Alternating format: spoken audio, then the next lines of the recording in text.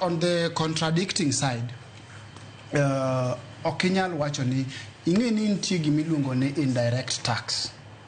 Ok ochuno ni nyaka omuli, kata ok ochuno ni nyaka nyisi ni amedi 16% e wi gimitimo nade midhi nyiewo.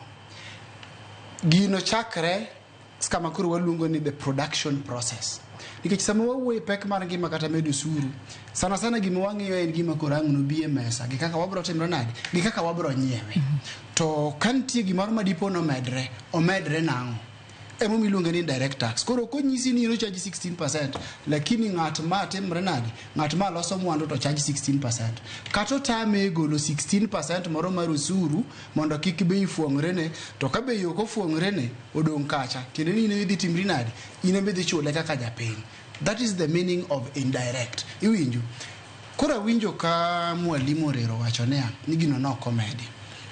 Wachakare gi VAT Act mabedo negi mulo kalore gi iwinjo ka jatend migawo kata jatend migawo mar omenda wacho niya gichenjo gimiluongo ni tax administration. Tiende ni yorno magi manage go tax kata magi luwego nyaka koro yude ma sirikal yud pesa ne ang'owa e bank. To tax administration ka kwa dhi VAT Act giwacho niya sugar cane transportation makaka mwandu gidwa wuok e puodho, japuro sepure, koro idwa tere factory kama odhi bede processed mondo bed skari michame mesa.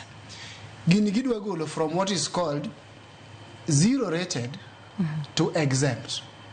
Ng'ato nyalo galo ni zero rated is not tax. Ni en zero. En tax at 0%.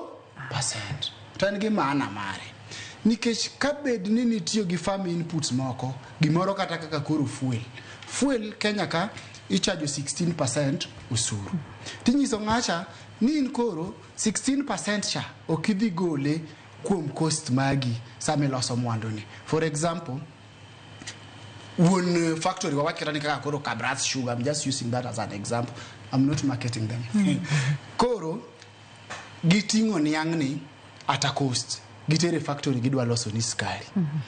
To yiene giga pile pile ni transportation costs ka VAT nitie